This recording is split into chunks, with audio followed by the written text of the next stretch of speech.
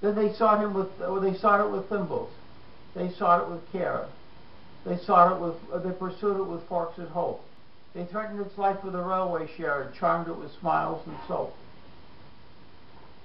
They shuddered to think that the chase might fail, and the beaver excited at last went bounding along on the tip of his tail, for the daylight was nearly past. There's thingamabob shouting, the bellman said. He's shouting like mad, only hark! He is waving his hands, he is wagging his head, he has certainly found the Snark.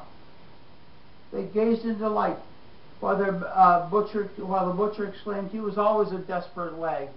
They beheld him, their baker, their heroine, named on the top of a neighboring crag.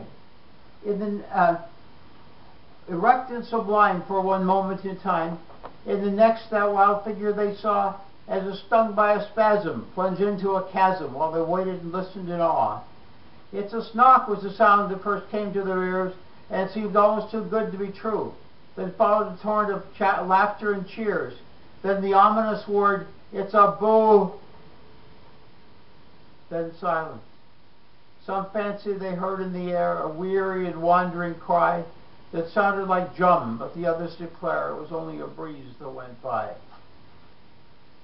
They hunted till darkness came on, but they found not a button, nor feather, nor mark, by which they could know that they stood on the ground where the baker had met with the Snark.